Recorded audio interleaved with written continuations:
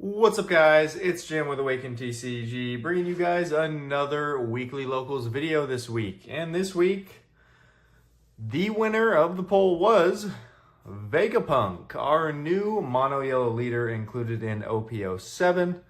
Pretty much the face of the set, as it is named after 500 years in the future. As for the leader himself, this guy's really fun, if nothing else. Really had a fun time playing this leader. I had to, learn him a bit before locals. I didn't want to go into locals with no experience on the leader, so definitely played a lot of games on the sim and found out this guy's not bad. His main issue, I'm going to say it right now, is that two of the best decks, Lucci and RP Law, are very hard to beat with this deck. For their own reasons. RP Law, because he can kind of just super aggro boards, flood board, rush you down. Kidney Killers are online right off the bat. You start at 2 life like instantly, so it makes it really rough in that matchup. And then Lucci, just because as a leader that can attack, you need to rely on board to actually kill stuff. And if Lucci's removing your board every turn, there's really no way to win the game. So for those reasons, I think that is the main reason this leader is not good. If, say, we had a different meta with different type of decks that are really good, maybe Vegapunk is one that gets able to shine. And it doesn't exactly mean that he cannot beat RP Law and Lucci. They're just slightly unfavored. Maybe, medium unfavored. But they are winnable, is what I'm trying to say. But anyway, we did pretty decent this week. So, with that being said, let's get right into the deck list. So, obviously, Vegapunk is an egghead locked leader, right? We're running the 5 or less egghead cards to actually put into our life, which means, obviously, we're going to need 4 of our Lilith Egghead Searcher. This card is absolutely fantastic. It's one of my favorite cards to play out early because now I can know what Vegapunk card I'm playing off leader effect next turn. So, just a really good card. I love it on the going second curve because on turn 1, right, from your 2 Dawn, you can use 1 to play out a character, and then on the next turn with 4 Dawn, you can play 3 for Lilith, and then have 1 up again for leader effect. So, really good, especially when going second. Next up here, I'd say the main target I'm going to play on the board early game when I have multiple targets in hand, it is going to be 4 of Atlas.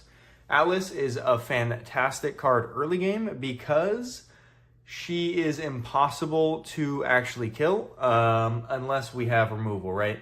And if they had removal, this card was getting removed anyway. So this is one of the only characters that I'm actually going to attack with and extend myself early game because they cannot attack back into her.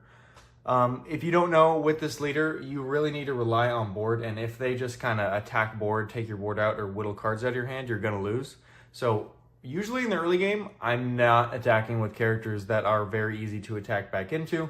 Atlas is one of the only ones that you can kind of freely attack with and not have to worry about it. So really love Atlas for that reason. Definitely our best early game 5-drop for sure.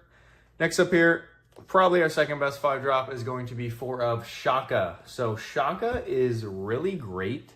Obviously blockers are good, who would have guessed, and being able to play 1 out for 1 is fantastic. Not to mention, if you put this guy into life, it's like it takes 2 hits for 1 Dawn, right? Because 1 into life means we can now take a hit out of life, and he comes out, and now we can take another big hit from blocking the attack. So really good to put into life because, converts. Most of these guys will just be, 1 extra hit you can take. Shaka's always 2 extra hits, unless, it gets removed, but that requires extra cards out of the opponent's hand. Also really good because we'll sometimes end up with a very large board that our opponent maybe doesn't want to attack at because they want to actually go and try to end game. Shaka's really the only one that can actually remove itself when you need it. Like if I have a Atlas in my life right here and I have a full board with a Shaka, I don't really want to take that attack and then have Atlas replace something already existing on the board, right? So Shaka allows you to block and then give space on your board for something out of your life to be played. So that's one of the really good things about Shaka, and that is why it is a 100% staple 4 of. Next up here, Pythagoras is out of our 5-drop. I'd say probably our worst, but a necessity in the deck. You do need a certain amount of targets, right? Or Vegapunk just isn't going to be able to actually hit anything with leader effect. even with all the targets I run, sometimes we will not have enough in hand. That's just how the deck is, right? You can't run all 5 drops. You need to run other things. But we do need to run a certain amount. And Pythagoras is that its on-KO effect is solid. Against decks like RP Law, it's pretty useless. But against other decks that can only KO it, it's really nice because this is another one that I like swinging with.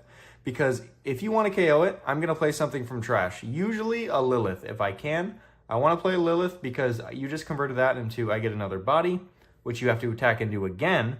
And I also got a free search off of it being KO'd. So really, really solid against some matchups. Other matchups like RP Law, not so good. But speaking of a card that is really good into RP Law, we have 4 of 5-drop Luffy, or what a lot of people have been calling it lately, Rocket Luffy. This card is fantastic. One of our best 5-drops, no doubt about it. I like playing this card out early against, like I was saying before, decks like RP Law, because it can pop the 4-drops very easily. If I'm going first on my first turn, you know, you play Luffy out, or even if I'm going second, you play Luffy out, right? If Law's on 3 Dawn, they don't really want to use leader effect that turn, and if they play something, you get a free 6k swing followed by a effect from Luffy and pop whatever they got into a draw. And draw, if you guys don't know, is very important in this deck, considering we only start with 2 life, right? We start with like 2 less resources than even 4 life leaders. Like, that's the issue with 4 life leaders. You get 1 less resource. This one gets 2 less. So that is the issue with this leader. But Luffy definitely helps out with that. Next up here, getting into our searchable ACAD 2Ks, we have first up here 4 of Frankie. This card is incredible because it is one of the only cards that can play itself for free off of life and then also draw you another card. That is really, really strong because we will be running out of cards in hand really quickly if all we're doing is playing these guys into life and then just playing them out for free, because we are not actually getting any extra card draw. We're just kind of playing cards out, right? So Frankie helps you with that, gets you a body and a card draw, and also just a searchable 2K when we need it. Really, really great card there. And next up, we have Edison. Edison is really solid because there's going to be some hands that you really don't like and need to get rid of things. This allows you to cycle, right? Draw 2, trash 2 when you're at 2 or less life.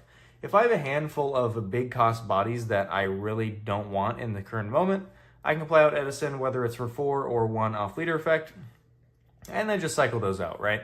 And obviously another one that plays itself for free off of life if we need an extra life. So just a really solid and flexible 2K. Also one that's pretty decent to play off Pythagoras when we need to. And last for the 2Ks here, we have 2 of Usopp. Out of all the cards in the deck, I want to say this is the weakest. I don't love the trigger effect. The trigger effect's really never coming online. The way you win with this deck is not by like being a 7K leader and making it easier to counter out of attacks. It's by having more life to, you know, against your opponent's swings. Like, so say your opponent only has 3 swings, right? You have 3 life, so you're in a position not to die. You give them only 2 swings, you know, 2 life, because you don't really want to counter out of attacks. So this usually, in my experience, right, if we only have 2 life and I'm popping this effect, it's really only giving me a 2K counter regardless. So the only reason I'm running this at this point is just for the searchable 2K. Not gonna lie, if I were gonna remove any card from this deck, it would probably be Usopp. For something else, I'm not sure. I haven't really thought about it, but if anything is cut from the deck, it's Usopp for sure. Next up here, we have a 1 of Nico Robin. This card is just kind of like a flex slot. You don't need her, but I do like her in certain scenarios, right? When I'm running low on cards in hand and I need my opponent to attack into me, you can just put this in life, right? It's a free draw 2 off trigger. And honestly, that's really it, right? This deck, as I said before, struggles with cards in hand, so having a draw 2 off trigger sometimes is pretty nice. And last up for our final egghead card here is going to be the 1 cost Quasar Help. Very strange name there, but this card itself is actually really good in this deck. Getting a plus 3K at 2 or less life is really solid. It's basically just a guard point, but that is not the only reason we play it. You can also put this into life off of your leader effect. Vegapunk does not just put characters, it's anything with egghead 5 or less, right? Which means this is a valid target, so if we don't have any other targets in hand, you can actually play this into life, and this plays any 5 cost from trash. So if I need another Rocket Luffy that I already used earlier to, say, take out something on a board, I can put this into life to play out Rocket Luffy off trigger, or if I need a blocker and I don't have a blocker, right, you can do this into life and then get Shaka out off trigger. So really, really cool card that I think comes up in handy and allows you to recycle some of the 5-drop egghead cards that you want to see again. And for that reason, I love this card at a 2 of. Anymore, I think it would be a bit rough. And next up here, getting into our non-egghead stuff, we have first up 2 of Gedatsu. Gedatsu is really, really good in a lot of scenarios because if you don't know, I kind of play this deck similar to Enel in the fact that you almost starve your opponent sometimes and want to outpace them, get to the late game, drop your big bodies, and then win the game. Gedatsu is going to help out with that, right? If you can play out Gedatsu early, KO something, and then use leader effect on top of it, it's really, really solid. And also just the 1K in the late game, so not much to talk about there. Next up here, the card I probably most want to talk about in this video because I think no Vegapunk players were really playing this card, and I think it's cracked in this deck, a must-have for sure, is going to be 3 of the 4-cost Katakuri from the yellow starter deck, the Big Mom starter deck. So this card, if you guys don't know what it does, I know this card has not been played in a while.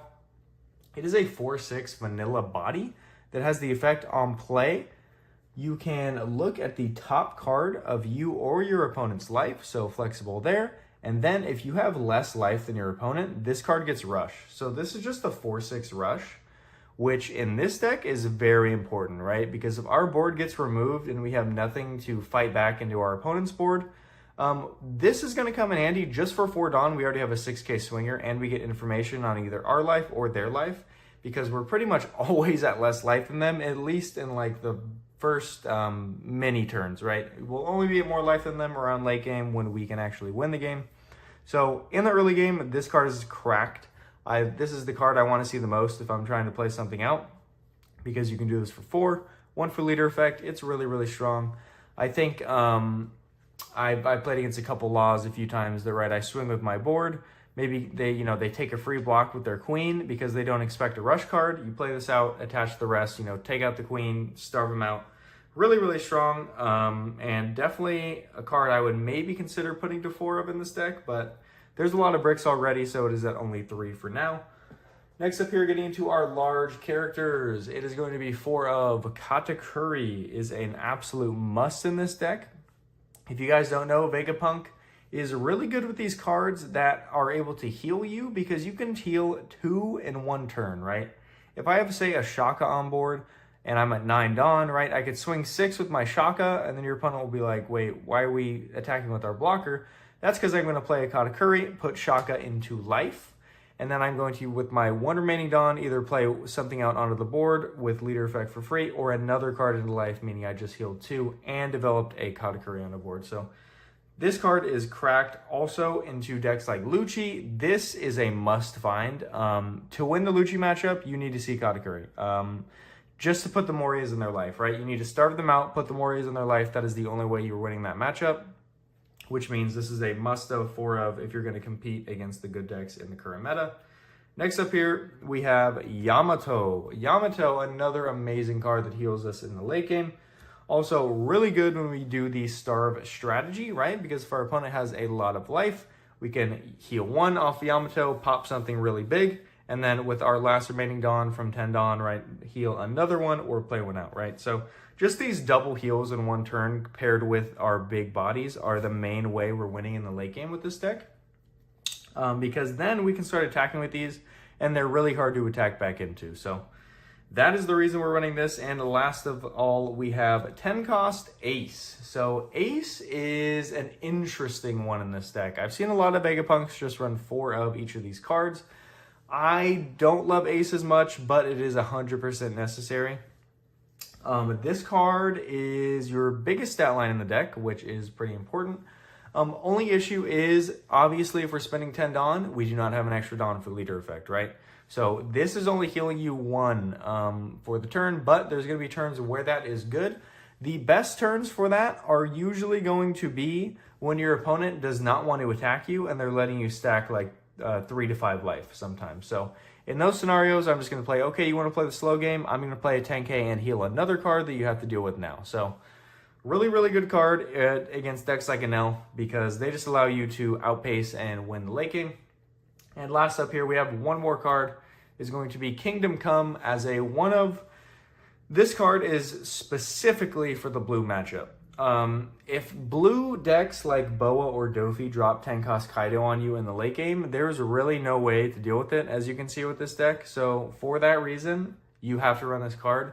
Obviously, it's a one of, so you're not always finding it. But if I'm playing against blue, I'm probably going to mulligan for this card because it is really, really necessary. And being at 1 life is not hard with this deck whatsoever.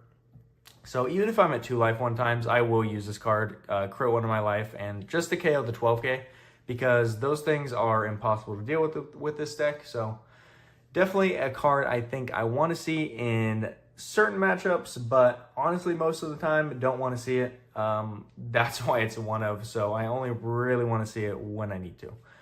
But anyways, that is going to be the deck list, guys. Vegapunk, as I said, was a lot of fun this week. Thank you guys for voting for him because I probably never would have tried him if it weren't for that. And honestly, a deck I'm probably going to be playing for the rest of the set. Not my main deck or anything, just some fun deck on the side. But, you know, a lot of fun, and I think he has actually a lot of potential if anybody wanted to really get into him and try to dig with cards like this Charlotte Katakuri. I think there's just cards out there that, like, nobody thought of to make this leader really good. But anyways, without further ado, let's get right into the gameplay.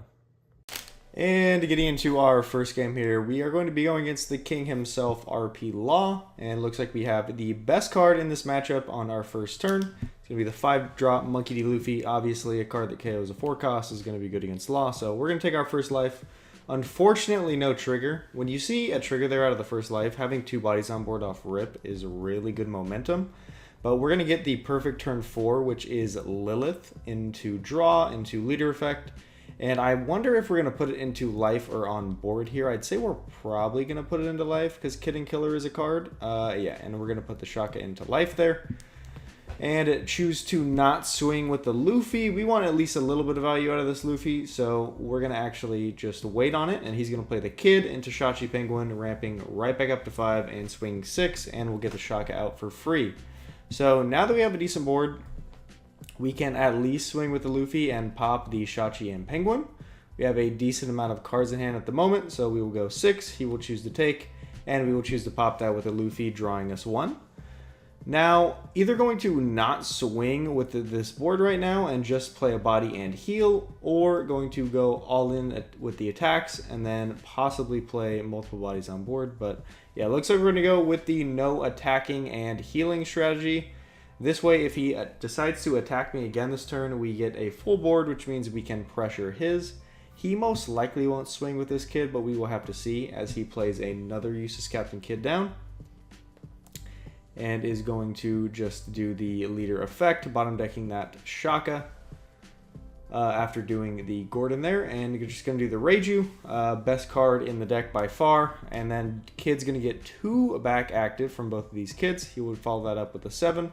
We'll get a free Shaka, and then we'll take our second life as well. Unfortunately, not wanting to trigger it, as I think that was our only 2k at the time. So we did not want to send out... I think that is either Pythagoras or Edison. But yeah, we did not decide to trigger it out there because it was our only 2k in hand. As you can see, we kind of drew into all our big cost bodies, which, you know, you want against Law, but not this early. So we'll go 6 into Kid. He will give us a counter. We'll go another 6 into Kid. Thinking about it, he's got a whole lot of cards in hand. So yeah, you just want to give him the 1k counter with Kid there once again. We'll pay 5 for the Luffy, popping the Reiju and drawing 1. And getting a decent target to play off leader effect here, so we're probably just going to play that Pythagoras into life, which we decided to do. And then from there, we will pass turn to our opponent here. Actually forgetting to tap that Dawn, but I don't think we have the 1-cost event up either, so it doesn't really matter. And leaving the Shaka up to block, even though it's probably just going to get sent to the bottom by a Raise Max, but you know, he's actually going to play the Ace. minusing both our Lilith and our Shaka, going to bottom deck it there. And if he does have the Kidney Killer here, we are in a really bad spot because we have nothing in hand, but he's actually going to play out the Reiju, get 2 back active, and then start swinging. So we'll go 6k, we'll counter out with that. And then we're actually going to trigger out the Pythagoras here. And yeah, we actually have a hand of 6 bricks, so kind of trying to bluff there, but a little too late. And getting into our second game here, that was definitely a quick first match. We're going to be going first on Vegapunk against a black-yellow Luffy. It's going to be an Atlas on 1, which is always a decent card, but in this matchup, it's honestly not as good because they can actually match our life total really quickly, which means Atlas is going to be able to be attacked into, you know, as soon as they want to. So he's going to actually grab a 5-cost Luffy off of the Garp here, and then for 1, play that Makino, and look at the top 3 of the life here, and rearrange it how he likes, putting that right back and passing to us on 3 Dawn. So on 3 Dawn, we really don't have a play other than just do 1 for leader effect. Like, even if we had Lilith, you'd rather just do leader effect, so we're going to put that into life and actually just pass turn. So if he wants to not attack at this point, he can, and this is where you kind of see if your opponent is going to decide to either starve you or actually try to attack into you. So he's going to go 5 twice, so we're going to trigger out Pythagoras and hoping for a trigger on our second life here, but looks like we do not get one we want to activate. And we will now be on 5 Dawn right now. We're going to get the Katakuri right now, and since we are at 1 life, 1 less than our opponent, we actually get Rush. So we're going to look at his life, and I think we saw a Luffy there, I want to say. So we'll go 6 into Garp, and we will actually put 1 into life here and not utilize the Rush, because obviously if you know how to play against Black Yellow Luffy, you do not want to attack into life at all costs for the most part. The sooner they can use leader effect, the better, so just trying to keep him off of that, even though we did have the ability to attack into his life if we wanted to. But kind of rough. That Edison is our only card to be putting into life here. We do have the 5-cost Luffys, but 5-cost Luffys in life only KO 4. Not really good in this matchup whatsoever, as the whole deck is pretty much 5 costs. So, pretty dead card in the matchup. Unfortunately, we do have 2 in hand at the moment. He's actually going to do Makino, take the bottom life here. And he knows what that other one is, so he's not even going to choose to look at it. Just grab it with the Flampe and draw 1. And choosing to use leader effect right off the rip here, and going to rip 1 Sabo from hand and put that one, as well as I think 1 from his hand into life, because you can do it from trash or hand, which I actually didn't know until this match, if I'm being honest. So he's going to put 2, a Luffy and a Sabo into life here, and going to play the 2-cost Sabo here, popping it and playing out the blocker and buffing leader to 7k. So definitely not really putting us in a situation where we can take it out here. And now we are on 7 Dawn here, and there it is. I just played a 7 Dawn Katakuri, ladies and gentlemen. Please do shit on me in the comments. For some reason, I blanked. I thought I had 8 Dawn, and I played the Katakuri thinking I had 8 Dawn, and then when I get to the next turn, I'm like, wait, I'm at 9 Dawn. How'd I play a Katakuri last turn? So, apologies for that, but we do remedy it. I pretty much choose to not attack with the Katakuri for the rest of the game. Put him in timeout because that was definitely at least a little bit of a large momentum swing, right? Like, I was going to play it next turn anyway and probably starve him this turn. But, you know, getting it on board 1 turn earlier is pretty impactful. So, unfortunately, kind of ruining the board state here. But we do work it out, and he was completely okay with it. And I don't know if the game state, or if the result of the game really would have changed. So he's actually going to choose to do the 3-cost Ivankov blocker, which I honestly don't see a whole lot of these decks doing. And basically just put that brother into his life, followed by the 2-cost Luffy, bring it right out to get the Rocket Luffy. He can actually KO the Katakuri right now if he wanted to. I'm curious to see if he's going to choose to, but looks like he's just going to go 8 at lead, and we'll trigger out that Edison and draw 2. And choose to trash a Luffy and a Raigo from hand, as we really have no use for them in this matchup. But now 1 life and 9 Dawn, I'm realizing right now, like, oh, I somehow played Katakuri last turn. that is my fault. The game state is unfortunately kind of in a spot where we can't really reverse it. It's a little late for that, so we're just going to play it out. I would have attacked with this turn to get a card out of his hand, but we're going to choose not to attack with it. We're going to play another Katakuri from hand, putting that Luffy into life. And now, since he is at a 7k, I'm actually just going to put the Lilith to life, and nothing can attack because I chose not to attack with the Katakuri. He is currently in timeout, so we're going to put Lilith in life and call it a turn. So now, opponent on 10 Dawn, which means you could Moria, right? If you had 2 Luffys, you could actually play a Moria out, bring 2 Luffys from trash and immediately activate effect.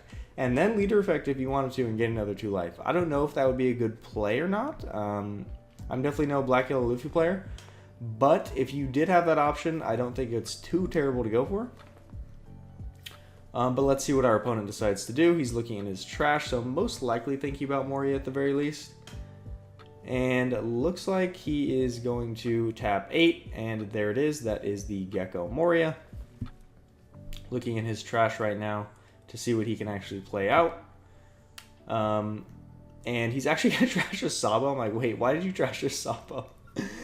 He was thinking he was using leader effect, just a complete brain fart. But he's just going to use Moria effect.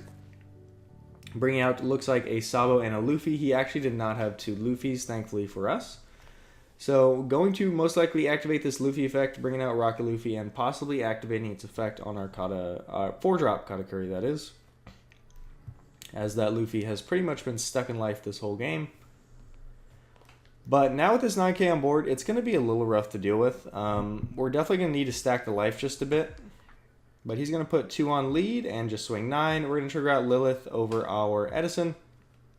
Looking at the top 5 for a decent card to play, and we do get the Frankie, which is one of the best ones we can put to life in the later stages of the game when we do not have a lot of cards in hand, because not only does it allow us to get an extra body, it allows us to draw a card. So I'm going to bring the Katakuri back there, saying I'm not going to attack with this thing for the rest of the game because I felt really bad for playing it for 1 less Dawn. So we're going to go Lilith into the Sabo, swing 5. We'll go 7k to his 7k leader. He will counter out 1k with that Sabo that he showed us earlier on accident. And now with this much Dawn, we're actually going to do 3 on Katakuri and go 9k lead. So at this point, you're either bottom decking our Luffy or you're giving us 2 cards. And that's honestly a really rough decision, but I think the right decision is to bottom deck that Luffy. But however, if you do that, I'm just going to go rest on Katakuri and win. So, oh no, he does have the blocker, apologies. So he's actually going to counter out of that, going down to 2 in hand. So we'll go another 9k to lead. He is going to choose the bottom deck it instead of giving us the blocker. That is probably the right decision, I want to say, just because it's a bit risky to do otherwise. So we're going to pay 4 for the Katakuri, see what we have in life here, and then just develop a larger body. And then for 1 Dawn, I'm going to put the Shaka into life, just so if you were to try to go for game this turn, there's really no way to do it unless you had like Moria swing, Ice Age to pop the Shaka with the Luffy. So that is really the only way I can see winning at this moment in time. So he is going to go 6. We're going to give him a 2k, right? We do not want to get Ice Age into Luffy effect and then just kind of get all on Luffy, all on Moria, game over. That would be really rough for us. So with 10 Dawn remaining, he can do his whole Luffy Moria combo if he does have Moria in hand. I don't know if he does. He's going to choose to go 9k lead. We'll do Shaka over the Katakuri. And from there, he's actually going to play a Kuzan 10 cost, which is a very interesting card.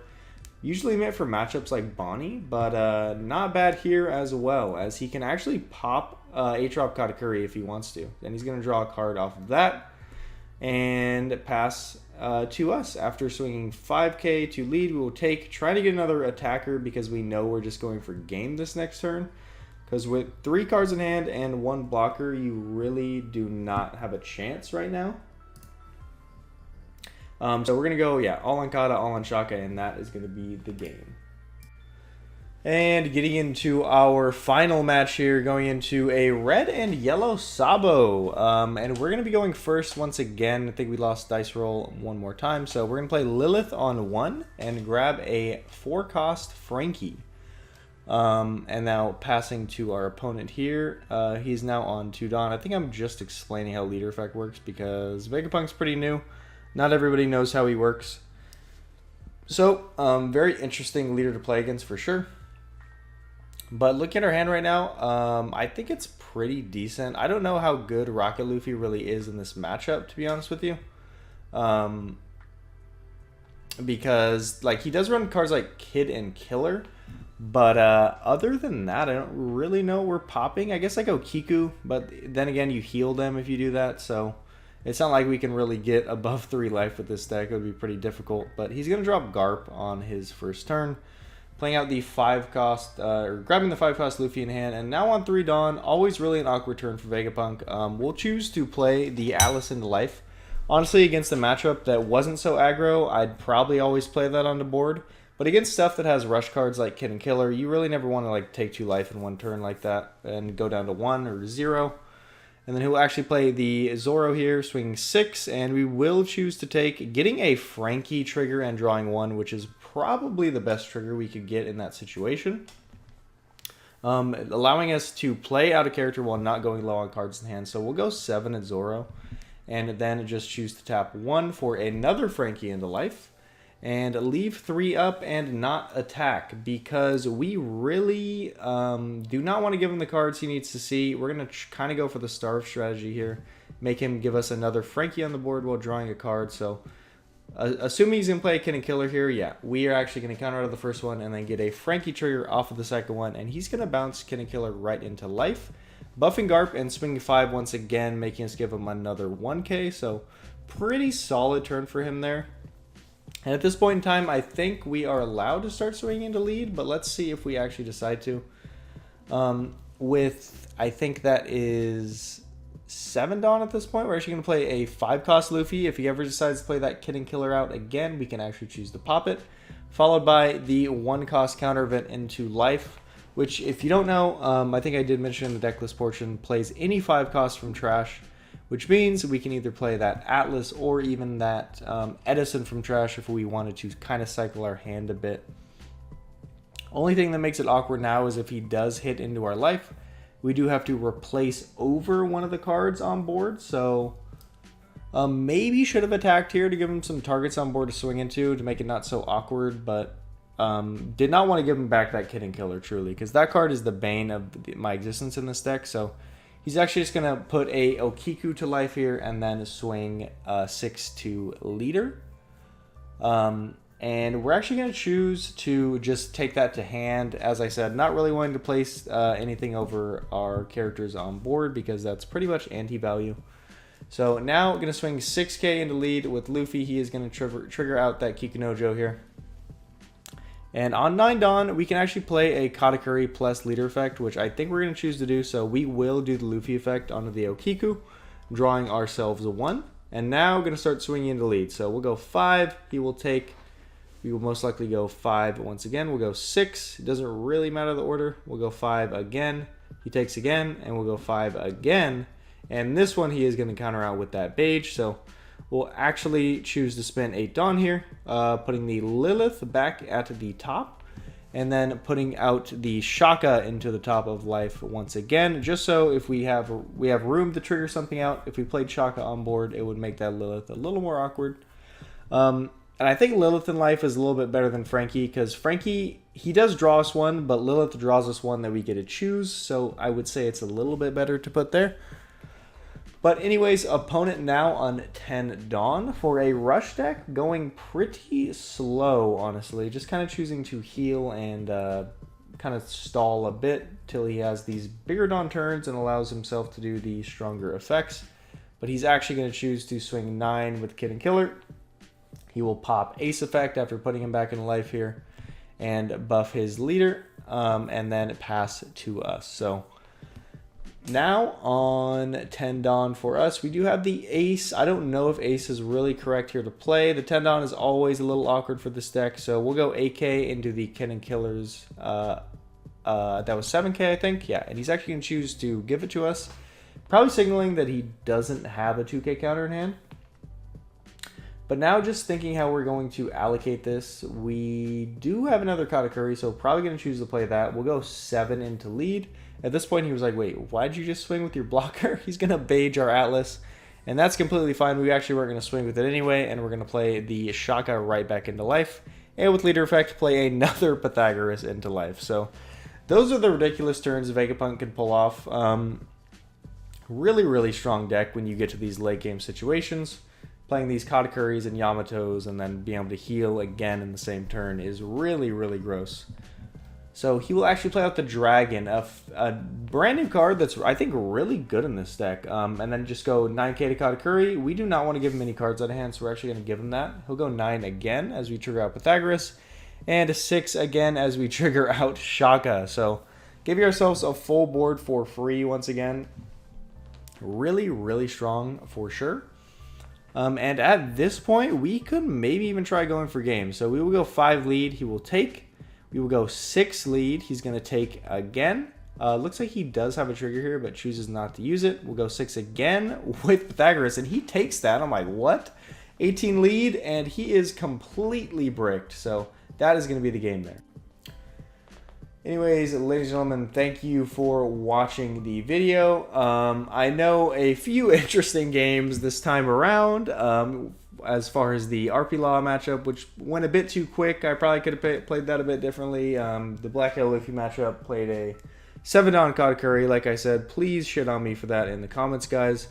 And last game was pretty fun against Red Yellow Sabo. Kind of just like a life gain fest. Pretty fun match, but I think perfect for a Vegapunk video because very wacky leader. Definitely not a super competitively viable leader by any means. I think he's good, right? Like I said, if the best decks were not Lucci and Law, which he does not have good matchups into, I think this leader could be talked about, right? Like, the power of these Katakuris and Yamatos late game paired with leader effect is really, really strong. But unfortunately, removal and rush, just kind of makes this deck crumble. So for that reason, I will just be playing him for fun. Definitely not going to be able to take this guy to the next level. But really, really fun. Again, thank you guys for voting for him. I think next week we have Boa Hancock winning the poll, followed by possibly Foxy. So if you guys want to see either of those leaders next week be covered at our locals, please do go vote in our community section. But anyways, please do like, comment, and subscribe, guys. This has been Jim with OPTCG. You guys have a great day. I'm Matt here. Peace.